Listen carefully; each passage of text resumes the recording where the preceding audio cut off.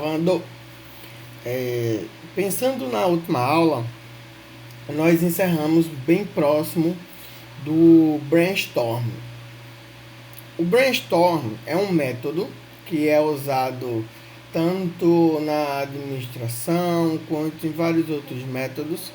É mais na área de projetos, mas tudo que nós vamos executar ou planejar, nós podemos pensar como um projeto. Até o projeto de vida, até um projeto, até uma atividade, tudo você pode encarar como um projeto, né? E para criar uma interface, nós também podemos pensar em um projeto. Quando nós vamos pensar em uma interação, nós podemos pensar em um projeto.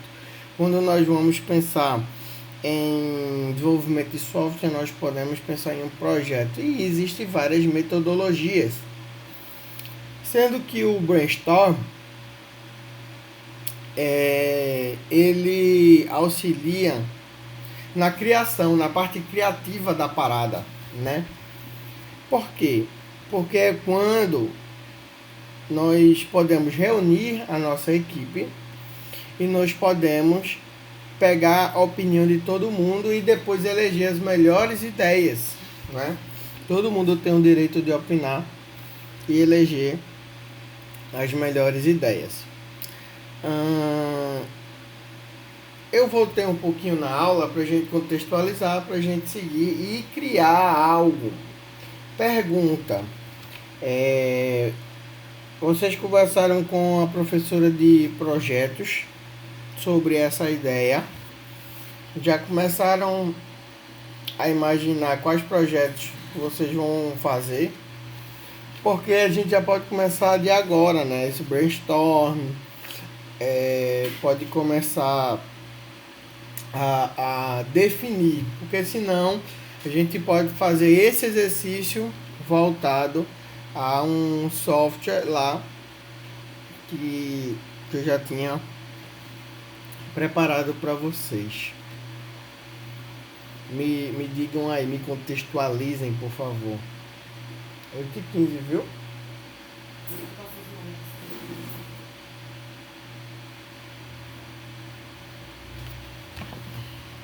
Alô, som? Alguém aí?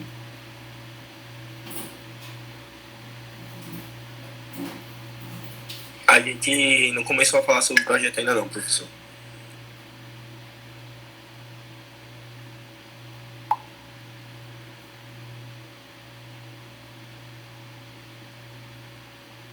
Tá bom, então eu vou dar continuidade aqui no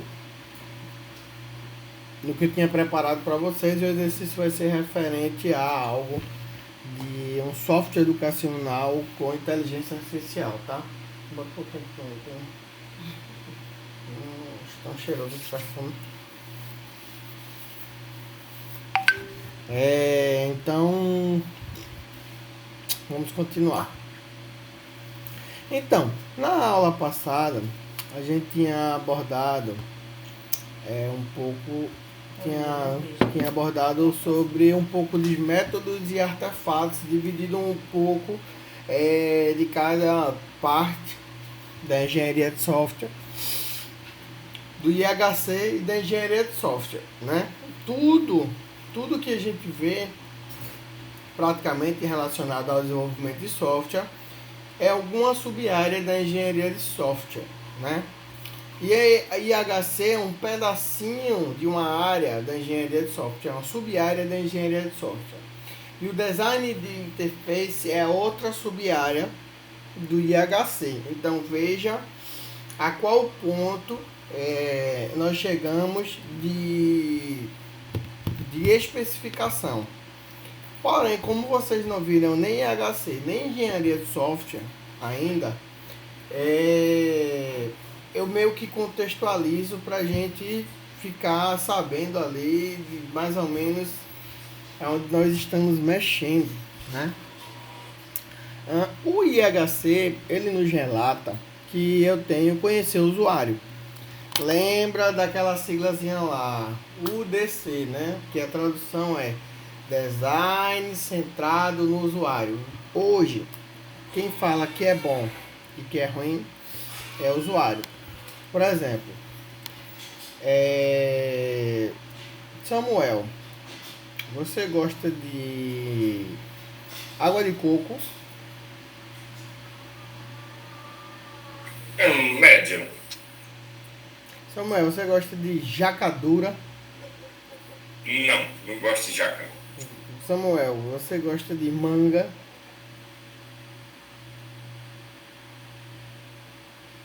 Você gosta de açaí?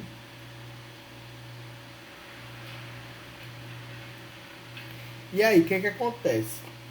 Eu eu vou fazer um café da manhã aos senhores e eu sou vegano. Aí eu vou levar só fruta e verduras, né? Vegano é assim. Mas eu não sou vegano não, só pra dando exemplo, tá pessoal? Se quiser levar uma picanhazona bem gorda pra mim de presente, eu aceito.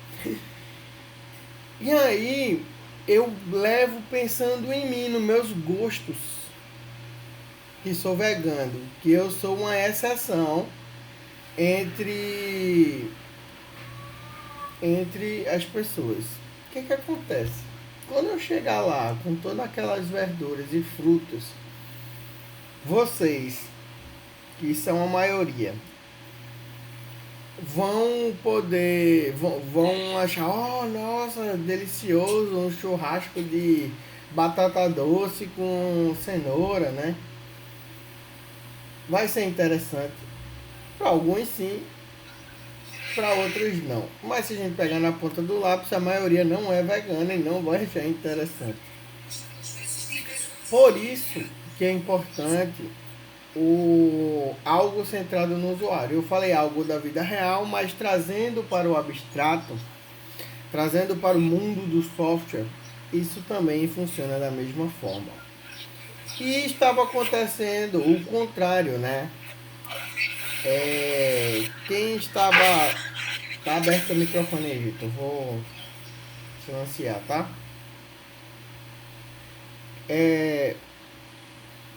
Estava acontecendo o contrário. O designer chegava lá, fazia e falava: usem, usem, né? E com a tecnologia em massa agora, os grandes softwares começaram a testar a usabilidade, a interface, porque a criação da interface interfere direto na usabilidade de um software, né? E aí, por isso que hoje nós estamos tão focados no usuário. Porque o usuário que vai me falar, não gostei, gostei, tá fácil, tá difícil. O usuário demorou 10 segundos olhando para a tela para tentar entender isso, aquilo, outro. Tem vários métodos de fazer a validação de uma interface, tá? Mas para isso, antes de tudo, olha o primeiro tópico: conhecer o usuário. Pode ser através de pesquisa, pode ser através de entrevista, de questionário, com uso de avaliações, pode ser através de personas, mas eu posso fazer um blend. Eu posso fazer um blend, é um mix, não, mistura. Blend é a união de algumas coisas. Eu posso fazer pesquisa com entrevista, eu posso fazer o levantamento de personas com entrevista ou com pesquisa, e existem vários métodos, tá? Pra gente começar a conhecer o nosso usuário. Já para meio que ir direcionando, né? Próximo. A equipe pode gerar ideias, né? Por exemplo, para criar as personas, o ideal é um brainstorm. E eu tenho também os mind maps. O que é o mind maps? Vocês sabem? Lembram? O termo em inglês tem uma coisa com mapa, né? E mind de mindset, mapa mental, tá? Próxima possibilidade aqui é conhecendo os cenários, criando os cenários, os possíveis cenários que vai acontecer. Foi o que Clara fez, tá? Sendo que Clara fez o da execução. Pode existir o mapa das possibilidades, né, que podem acontecer dentro dos possíveis cenários mesmo. O que vai acontecer? O usuário pode entrar dentro das possibilidades, ele pode fazer o login no sistema ou navegar sem um login. Por exemplo, é o Amazon. Você só precisa botar o seu login se você for realmente comprar o produto, né? Senão você pode navegar no site lá sem fazer o login. E aí, enfim, tem várias coisas que a gente tem que levar em consideração para a gente criar os possíveis cenários, para a gente ter ideia das interfaces que nós precisamos criar. Mas beleza, vamos caminhar, né? Vamos caminhar.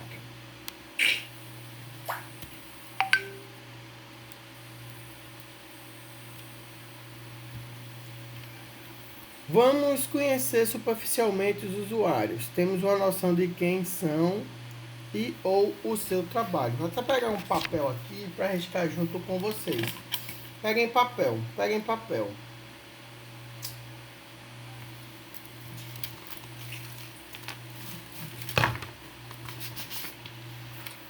Cara, nem eu acredito. Vou riscar em cima de uma receita.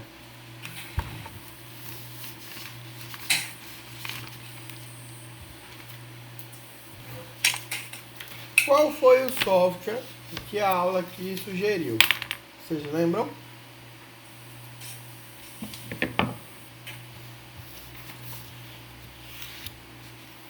A aula sugeriu o software de inteligência artificial educacional que possa ser usado tanto em desktop, tanto no mobile, tablet, celular, né? Então nós já temos uma premissa: software educacional para nós usarmos na nossa instituição. Software educacional, tanto mobile, tanto desktop.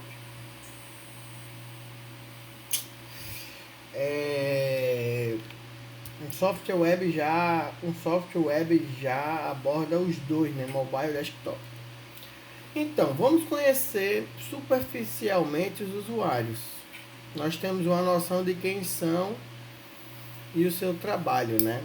Quem são os possíveis? Vamos fazer um brainstorm aqui.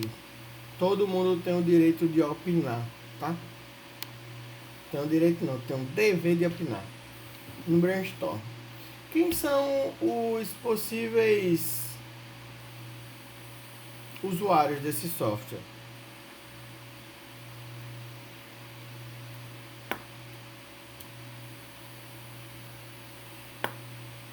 Se é um software educacional, quem vai desenvolver é a galera do IF. Possivelmente os alunos do IF Igaraçu, né? Alunos e servidores. Alunos. Aí eu dou um espaço de 4 dedos assim e botar servidores. Sabe por que eu dei este espaço? Porque dentro de alunos eu tenho subcategorias de alunos, né? Eu tenho o curso técnico, né?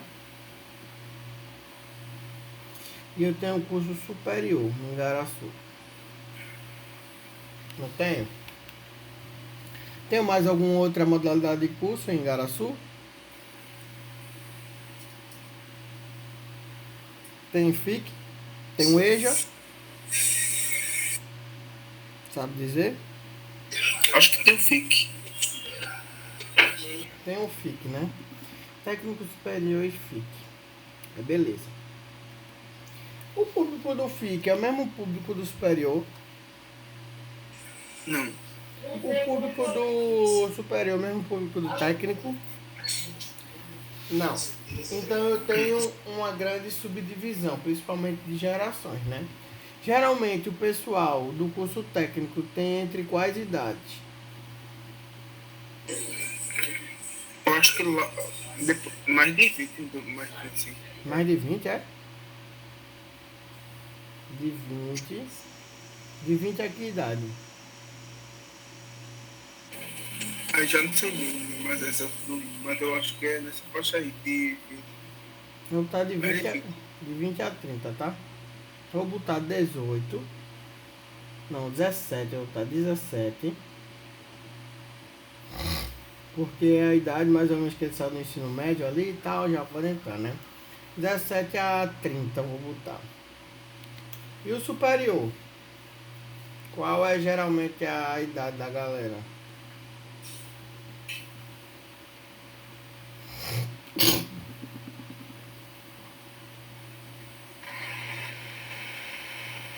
17 mesmo, então do lado dos 17 anos lá. Também, né? 17 a 40 eu vou botar.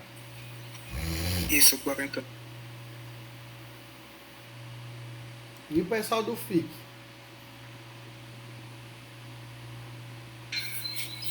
Mais 40 também. Mais ou menos de 40 pra frente, é?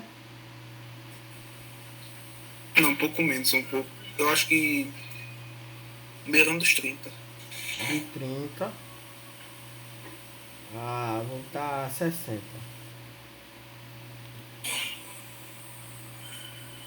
Vou botar com a minha de acordo com a minha experiência aqui dos cursos, tá? E eu tenho servidores. Servidores é do mais variado, mas geralmente é o que? De 25 anos, né? 25 anos. Então, Esses cursos FIC não são equivalentes aos cursos de extensão, não é isso? é. Mas é mais para o público mais velho, idoso, que é de ensino fundamental. Então, eu tenho algumas características já do meu público, né? Vamos só supor, né? A gente não conhece, pelo menos eu conheço especialmente, a gente tá só supondo aqui.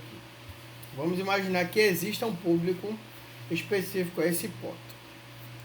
Então, conhecendo superficialmente, né, precisamos dar um próximo passo, definir melhor a aplicação e o que vamos desenvolver.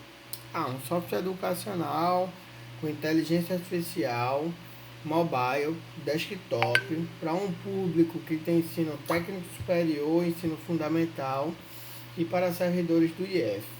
Tem um público em geral de 17 a 40 anos, que é um público que tem a possibilidade de um autodesenvolvimento, porque é um pessoal que já está fazendo curso técnico superior. Então, provavelmente eles têm um alto conhecimento da área da tecnologia da informação e comunicação e por isso terão mais habilidades. O pessoal do FIC, como geralmente é no ensino fundamental, e são pessoas de idades mais avançadas que a computação não faz parte de sua geração, pode ter mais dificuldades em usar o sistema. E aí, a gente tem que pensar em dois público-alvos diferentes, o pessoal do FIC e o pessoal do técnico superior, que são parecidos, semelhantes, tá? Então, essas são minhas personas, tá? Mas a gente precisa definir melhor a aplicação para pensar lá no futuro quais são as interfaces que a gente vai desenvolver. Minha aplicação, vocês sugerem o quê? Que essa aplicação faça o quê?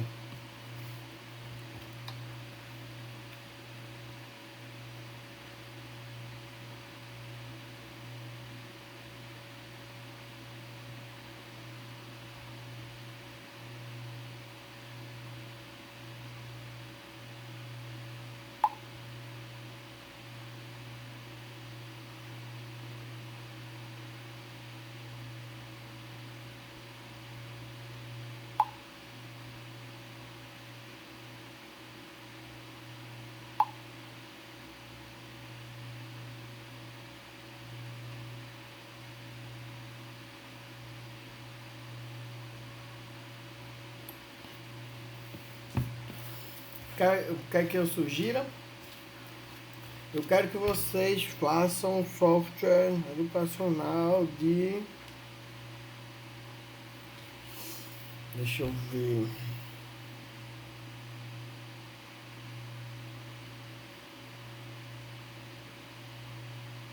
Eu ia dizer correção de atividades, mas aí é mais para os professores, né? Eu penso mais em auxiliar os alunos com algum software educacional. Já sei. Um software Ubiqual. Deixa eu pesquisar qual é o jargão literal, tá? Desse software.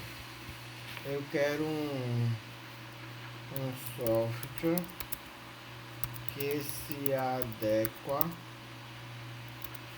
o conteúdo pelo humor do aluno.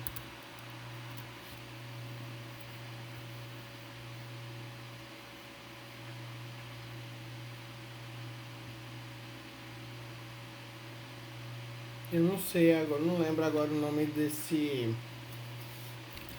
Eu não sei o nome desse algoritmo, mas tem.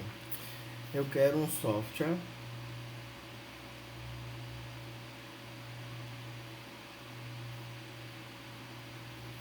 que se adeque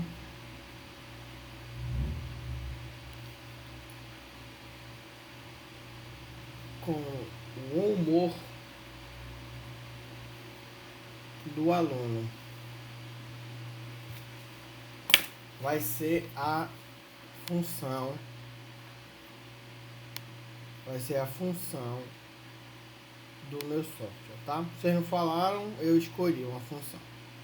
Então nós vamos desenvolver as telas. Gente, é um software. É um software tipo MSN que a gente botava o status, certo? Um software o quê? Um software tipo um MSN que a gente botava tipo o status, que aparecia a música que a gente estava ouvindo, essas coisas assim. Era da hora MSN, né? Faz um pouco de sentido. Não, mas não é isso. Existe hoje um método que a gente consegue destrinchar conteúdos, né? E aí a gente classifica lá se o conteúdo é chato, se o conteúdo é cansativo, se o conteúdo é legal, se o conteúdo é calmante, se o conteúdo ele é excitante, né? E aí, e aí o software, né? Por exemplo, hoje todo celular tem uma câmera frontal. Os notebooks câmera frontal. Tablet câmera frontal. Que não tem é o desktop, mas aí a gente pode botar como um requisito, né? Que quem for usar no desktop tenha uma webcam. E aí o que acontece? Existe um algoritmo de inteligência artificial que ele capta pelas nossas expressões qual é o nosso humor naquele momento. Se eu estou triste, aí o que o software faz? Dentre todos os conteúdos, ele dá o conteúdo que é alegre, para alegrar, para equilibrar, né? Se eu estou eufórico, ele dá o conteúdo que é calmante. Se eu tô triste, ele dá o conteúdo alegre. Se eu tô alegre, ele pode dar o conteúdo mais chato, né? Sempre ele procura equilibrar o humor do estudante para que seja relacionado ao humor do aluno, que o conteúdo se adeque ao conteúdo do aluno naquele momento lá. Deu para explicar melhor? Ah, entendi. Interessante. Gostei. É conceito ainda. É um conceito, mas dá para fazer, entende? Mas a gente não vai desenvolver isso, a gente vai pensar na prototipação da tela para ele, tá? Pois comigo a gente desenvolveu do começo ao fim, passando pro desenvolvimento, passando por montagem do protótipo, passando por desenvolvimento de tela, avaliação de tela, de interação, Mas é um projeto bem complexo. Eu acho que dá um projeto de pesquisa legal aí, durante para desenvolver um ano. Quando eu estiver presencialmente aí, nós podemos desenvolver alguma coisa do gênero. Mas mais para frente, um pouquinho, quando vocês estudarem outras disciplinas. Então, definir aqui, tá?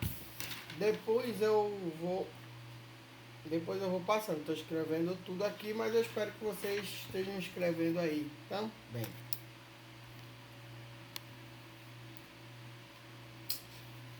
Brainstorm. A gente fez um pouco desse brainstorm agora, a partir da idade dos alunos e dos cursos, tá? O que o brainstorm gera? Ele avulsa a criatividade, tá? Do grupo. É melhor a criatividade do grupo do que a criatividade do individual, né? Existe um velho ditado que fala: duas cabeças pensam melhor do que uma, né? E é verdade, porque a gente consegue ver várias saídas, múltiplas saídas das coisas. Consigo gerar mais ideias, que chega a ser mais criativo e melhor. O tempo, sendo que o tempo é limitado, são 10 minutos o brainstorm, 10 minutos para o desenvolvimento de cada ideia, tá? E é preciso manter o registro. Como é que funciona o brainstorm? Geralmente são em mesas redondas, tá? Onde a equipe senta ao redor. Como nós estamos falando de equipes ágeis, as equipes são em menores grupos. E aí tem o problema central, o cara fala sobre o problema e todo mundo escreve no post-it ideias. Vocês sabem o que é post-it? Aquelas tagzinhas coloridas que tem uma cola que a gente cola nas coisas, né? Ele é um post-it. Aí todo mundo escreve a ideia ali no post-it e distribui lá na mesa. E aí todo mundo vai olhar, né, aquelas ideias lá e vai dizer: gostei mais dessa, essa é mais interessante, essa e essa. E vai elencar as melhores ideias, tá? E aí sai. E quem a ideia que foi melhor votada, aí a pessoa vai e explica literalmente. Porque no post-it não tem como você detalhar tudo, né? Porque é um papel pequeno. É só a ideia central lá de como resolver aquele problema lá. Dicas do brainstorming, que tem que ser visual, principalmente evitar fazer julgamentos, tá? Encorajar ideias do cara ter viagem na maionese. Podem viajar na maionese na resolução do seu problema, né? Por quê? Porque às vezes tem uma solução que ela é muito cara, às vezes tem uma solução que é inviável, mas é a melhor solução. Mas a gente pode pegar um pedacinho da ideia daquela solução com um pedacinho da ideia de outra solução que ela se torna viável, tá? Mas se o cara não tiver a liberdade de viajar na maionese, se o cara não tiver a liberdade de viajar na maionese, fica limitado, né, a coisas mais simples. Construir em cima da ideia de outro, pode ser também. Lembra lá de pegar um pedacinho que esse pedaço aqui é perfeito, esse outro pedaço é inviável, vamos pegar esse pedaço. Vai em direção da quantidade, literalmente quantidade. Quanto mais ideias, melhor. Chuvas de ideias, brainstorm, tá? Somente um fala de cada vez quando for falar sobre a sua ideia, sobre quem for defender. E tem que manter o foco no tema, tá? Manter o foco no tema da resolução daquele problema naquele momento, que foi o que a gente acertou aqui, o que nós estamos fazendo aqui.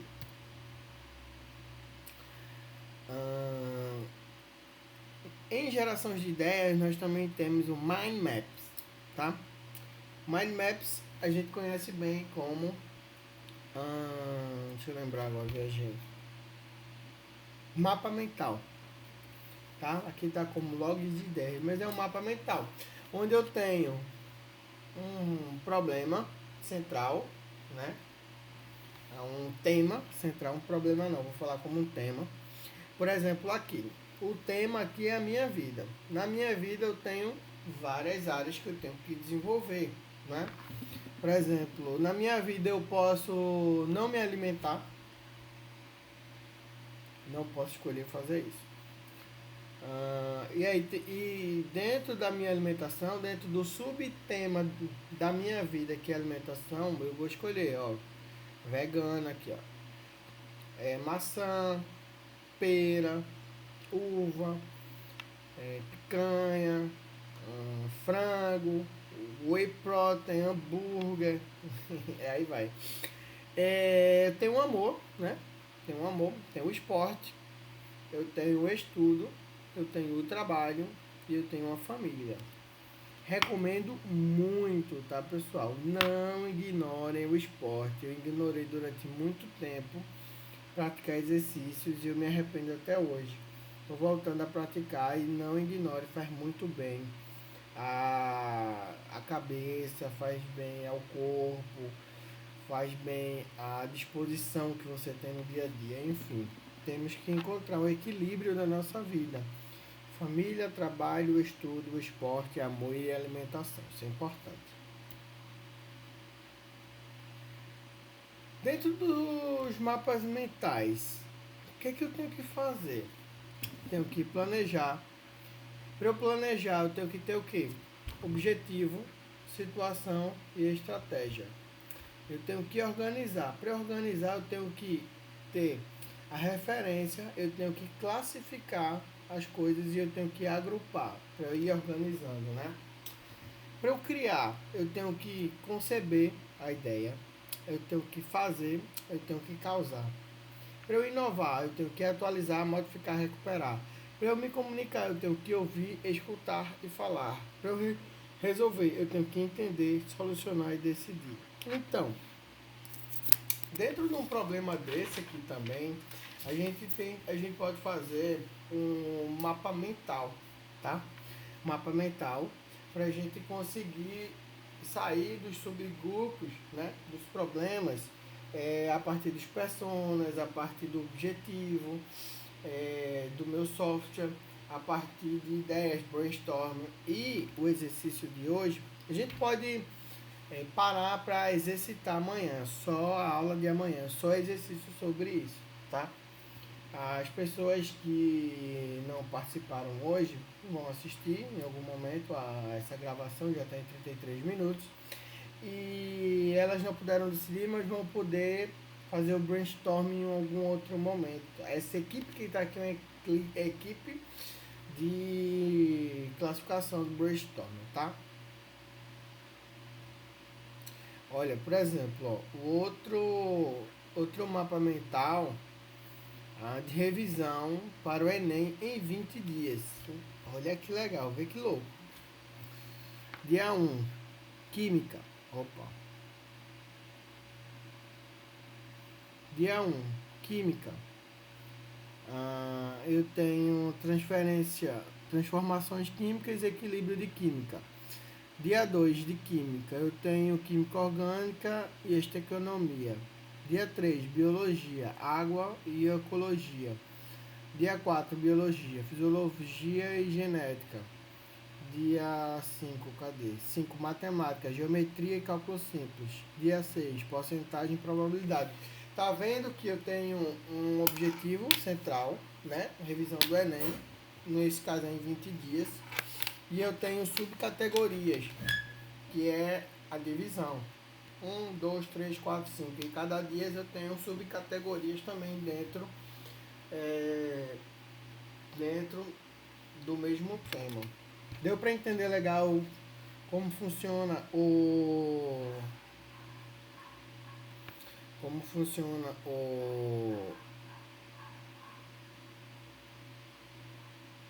mapa mental? Então, por que, né, fazer um log de ideias? Por que fazer um mapa mental? Para não esquecê-los, é muito eficaz. Não, cara, depois que o cara fica craque, o cara não vai esquecer. Na cabeça dele, os neurônios vão se ligando, porque os nossos neurônios funcionam dessa forma, né? Os neurônios vão se ligando para guardar e avaliá-los depois também, pode. Para ajudar a clarificar, concretizar ideias que ficam rodando na cabeça. Para liberar sua cabeça para novas ideias, porque uma boa ideia leva a outra. E para dar às ideias a importância que elas merecem, tá? Olha um mapa mais simples aqui, né? Para aplicação do nosso educacional para tablet. O que é que pensa aqui, ó? Jogos, imagem em ação, bolinha, palavra cruzada, IHC, processo. Qual foi escolhido por todos dentro do geração de ideias, né? Lá do brainstorm. Disciplina de A. Dentro da disciplina de A, tem o senso comum, conceito, exemplos de aplicativos, ensino de A, representação de conhecimento, símbolos matemáticos, grafos, tradutor, colaboração, e foi escolhido expressões lógicas, tá? Mas aí eu vou meio que ignorar. Eu quero que vocês façam um brainstorming, um mind mapa, tá? Para chegar no consenso de qual conteúdo com essa característica aqui, tá? Que o software se adeque com o humor do aluno. E aí vocês vão escolher um tema para ser desenvolvido. Vocês já fizeram matemática para a computação, que envolve expressões lógicas, essa disciplina.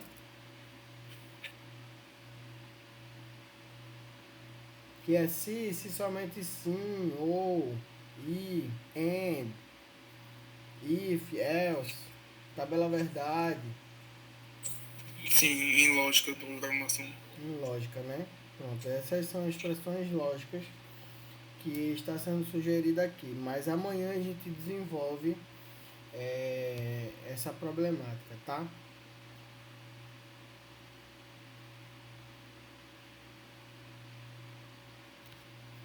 Pergunta: é uma nova ideia esse conteúdo de expressão lógica? Não, não é. Mas vamos responder. Vale a pena investir na ideia selecionada? Existem softwares semelhantes?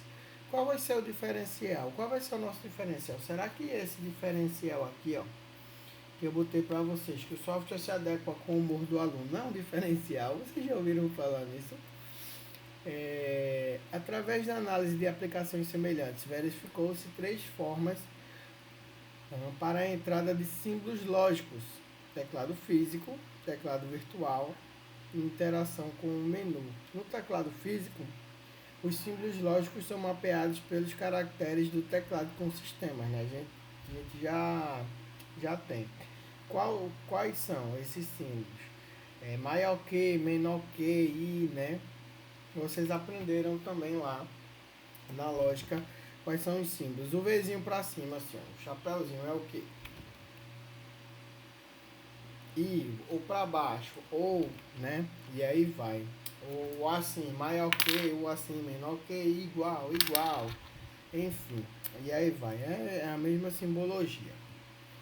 Teclado virtual também existe interação com o menu, pode ser por imagens, tal, blá, blá, blá, mas isso aqui a gente vai ignorar. Quais são as características do usuário? Nós temos que entender como a aplicação vai auxiliar nas tarefas do usuário, como planejar o funcionamento da aplicação, e precisamos então conhecer melhor o usuário. Tudo isso para começar a pensar na interface. Vocês sabiam que a cor interfere diretamente até no humor do cidadão? Sim, né? Porque vocês viram isso na disciplina passada. Então vocês têm que levar em consideração todas as disciplinas também, tá? tudo que for acontecendo na área da computação, você vai pegando um pouquinho de cada disciplina para montar um software, vários conceitos. Quais artefatos podem auxiliar nessa etapa? Primeiro a gente vai fazer lá um brainstorm para a gente poder montar, definir o objetivo do software, tá? E depois a gente vai montar outra estrutura para a gente ir conversar com o nosso usuário, para a gente entender. A gente pode ter uma entrevista, as entrevistas, nós podemos ter as pesquisas, lembra? Nós podemos ter alguns artefatos. Vamos ver sobre as entrevistas aqui. A entrevista não estruturada. Isso, ó, presta atenção que isso é fundamental para o TCC de vocês. Olha onde eu estou falando já. Isso é fundamental para o TCC de vocês porque vocês vão usar os mesmos métodos para fazer a pesquisa de vocês, para fazer a validação, tá?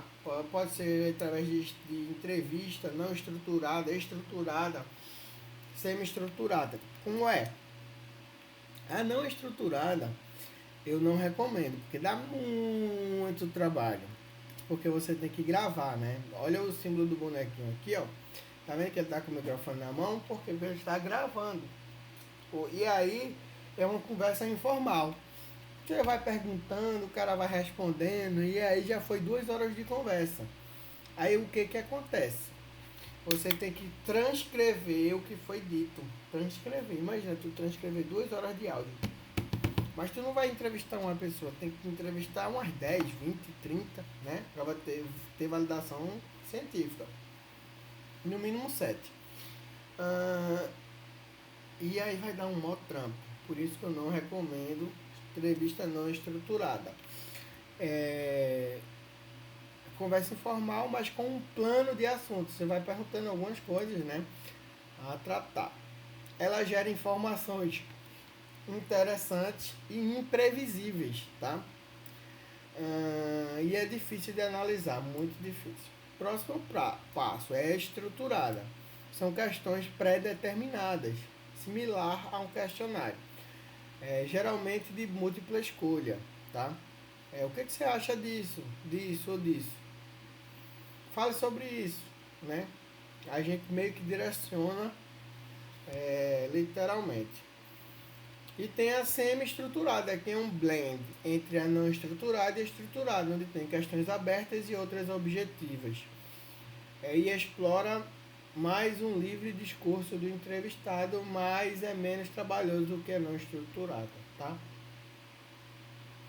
Nas entrevistas, vamos dizer que optamos por uma entrevista semi-estruturada. Como é que a gente vai montar isso? Planejamos então a entrevista, duração de 30 minutos a 1 hora. Olha, disse que eu disse 2 horas lá. 30 minutos nunca é, tá? 30 minutos a 1 hora. Pessoas que irão participar da entrevista, nós vamos selecionar. Vamos fazer recursos a serem utilizados, como lápis, papel, gravador de áudio, tá? Muito melhor uma câmera. Por quê? Com a câmera, a gente consegue captar o áudio e consegue capturar a expressão facial do cidadão. Quando você faz uma pergunta sobre determinado software, por exemplo, às vezes a pessoa fala com empolgação. Às vezes a pessoa fala com empatia, apatia. Às vezes a pessoa fala com tristeza. Às vezes ela tá lá empolgada e você pergunta de um detalhe do software, ela fala, tipo, pensando, ficou pensativo, surpreso. Isso faz menção porque muitas vezes o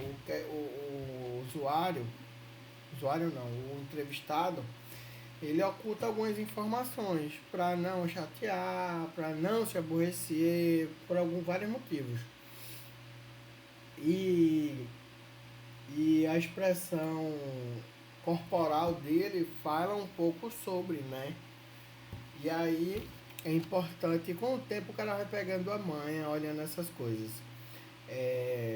Então é importante, eu acho melhor filmar do que gravar só o áudio. Primeiro tópico, tem que fazer o levantamento dos tópicos na disciplina, nos quais os alunos têm mais dificuldade. É interessante aí fazer do próprio curso, vai pegando a galera lá da frente para fazer esse levantamento. Tem até qual período já aí de TSI?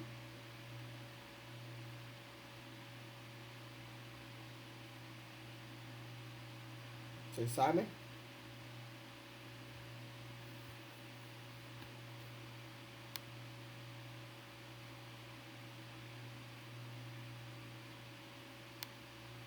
Enfim.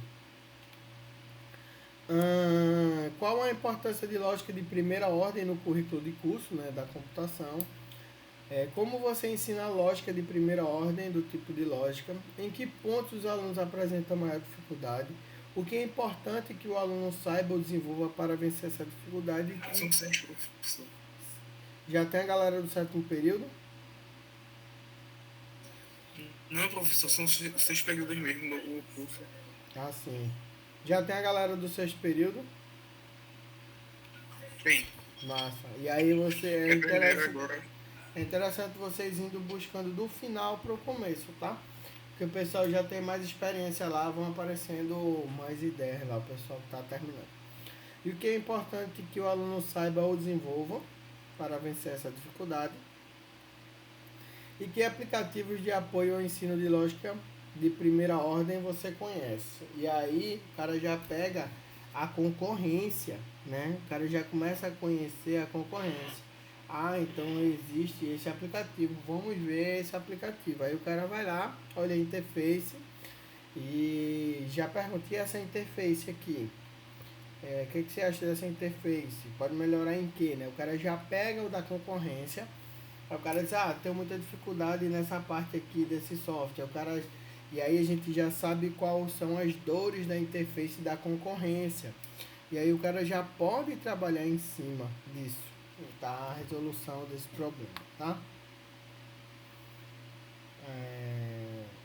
Outro tópico é levantar as personas. A persona é os perfis dos usuários, né? E aí nós temos que criar usuários fictícios que a gente não pode colocar usuários verdadeiros. E aí, na hora da gente expressar, por exemplo, nós vamos falar que, a persona fic, a persona superior e a persona técnica. Isso. A gente pega uma média, né? Uma média de idade, uma média de isso, daquilo outro, e a gente consegue meio que criar um perfil, né, para aquele grupo ali. Tem que ter pontos representativos e usar para motivar o guia. Aí não lembro agora. Nós temos que ter a descrição de características educacionais, habilidade, profissões, idade e características pessoais, como se gosta de esporte, hobby, estado civil. Por exemplo, as hobbies características da galera da computação, pessoal nerd e tal, né? Pessoal da qualidade, o pessoal aí vai montando as personas. Mas se a gente for escolher o tópico de lógica computacional, só vai poder fazer essas personas dentro do grupo da galera de TSI, do técnico e do superior, né? Os dois vêm. Vamos ver um exemplo de persona aqui, ó. Pedro Marcus, design de interfaces. Formação dele: antes de começar a faculdade de desenho industrial, sua primeira ocupação era os gamers. Escolheu essa faculdade porque sempre teve facilidade com as artes. Nunca poderia ter feito um curso de administração ou direito. Começou a trabalhar a partir do segundo ano de faculdade, só para não precisar depender mais da mesada do pai. Há 2 anos formado, Pedro se encontrou no design de interfaces e quer se especializar nisso. Apesar de seu trabalho atual como web designer, exige outras habilidades.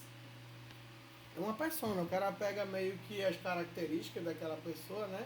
e vai montando, que não necessariamente precisa não precisa ser a história de uma pessoa, e sim de um grupo de pessoas, né? E esse grupo aqui geralmente acontece isso, acontece aquilo, tal, bababá. O Pedro Marcucci, né? Esse aqui é tirado do Usabilidoido, tá? Falando sobre persona, né? Resenha esse site. Interesse no Usabilidoido. É melhorar o discurso para argumentar como clientes e outros membros da equipe, visando obter uma situação profissional superior. Os assuntos preferidos: usabilidade e design gráfico de interfaces. Qual é o tipo psicológico dele? Introvertido, não é extrovertido, o cara é introvertido. É um cara intuitivo, um cara pensador e um cara julgador, tá? Continuando a persona dele aqui. Pedro Marcucci, como descrição de personalidade, ele sente uma pressão grande por se manter informado das novidades da profissão. Por vezes encontramos Pedro sentado na frente do computador, fora do horário de trabalho, só para dar conta das novidades que saem na lista de e-mails, blogs, sites, tá? Ele é concentrado e prefere terminar de ler um artigo ou livro antes de sair de casa para... Eita, essa aqui está bronca, né? Para se alguma coisa longe do computador. Está sempre no mundo da lua, né? Viajando na maionese. Durante as aulas da faculdade, as aulas chatas eram o momento que ele tinha como as melhores ideias para solucionar problemas do trabalho. Comprou um Palm Top só para anotar as ideias, porque se não o fizesse, esquecia depois. É importante anotar, né? Nós não usamos Palm Top mais, nós usamos notificações do celular. Olha que legal. E às vezes a gente manda áudio pra gente mesmo no grupo, né? Que é mais um grupo que a gente fez conosco mesmo, tá? As personas no projeto. O projeto Internet Explorer 5 da Microsoft, né? Assim vai ignorar. Personas, como seria a persona para o nosso exemplo. Agora é a hora que nós vamos trabalhar. Eu vou colocar lá no Google Classroom essas características que eu anotei, que a gente gerou. E a próxima aula vocês vão ter que trabalhar em cima, que é amanhã já, né?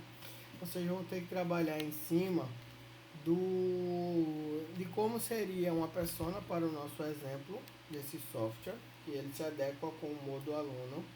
Possivelmente vocês vão ter que perguntar a algumas pessoas, né? As características que estavam ali para cima.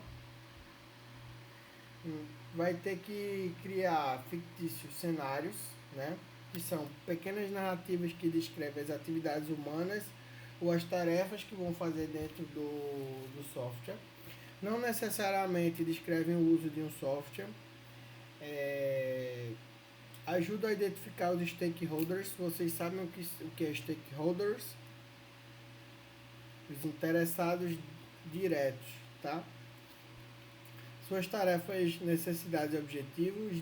Nesse caso, os stakeholders aí são as pessoas que vão utilizar o software, tá? Existem outros, mas se concentrem nelas. É uma ótima maneira de comunicação entre equipe de produção e usuário. Podem mostrar situações existentes das atividades dos usuários ou propor novas situações e ajudam na representação do modelo conceitual para as atividades. Essa atividade vocês vão fazer em grupo geral. Pode ser em grupo geral, tá? Como a turma toda, a sala toda, se concentrando em desenvolver essa ideia aqui para a gente chegar em um produto, tá?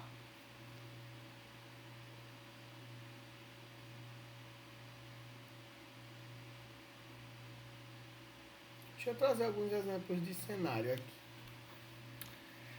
Exemplo de cenário. Maria quer encontrar um livro de Donald Norton. Ela não lembra o título, mas sabe que foi publicada em 1988.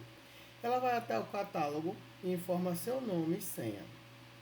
Ela se irrita pelo fato de ter que solicitar permissão para simplesmente consultar o catálogo.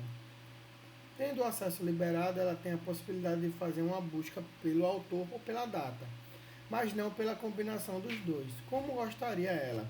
Então faz uma busca por autor, porque por ano retornaria muitos registros. O sistema retorna que não há registro para Donald Norton e exibe registros com nomes de autores similares, mas Maria percebe então que o nome do autor não era Norton, e sim Norman. Ela seleciona o registro e verifica então onde está o livro que procura. Isso é um exemplo de cenário. Qual é o cenário da pessoa que vai utilizar o nosso software que se adequa com o humor do aluno, né? Lembra E lá? foi Norma. Oi? Oi? E foi Norma. Não entendi. E foi Norma. É um exemplo. Norman é um autor de HC, tá? É Norma e tem outro também muito bom, que é Nielsen. Os dois pais do HC, enfim.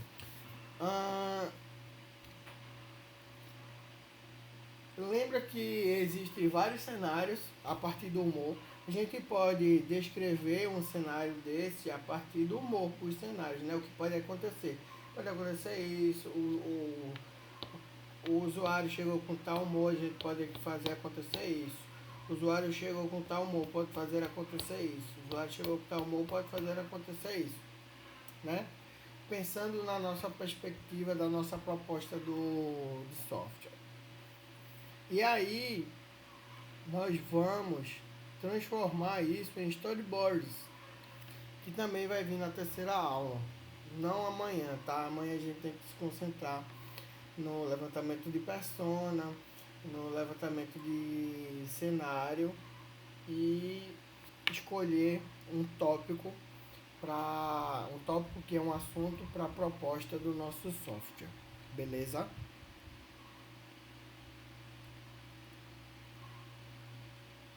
E eu vou começar a descrever tudo isso aqui no Google Classroom. Vou parar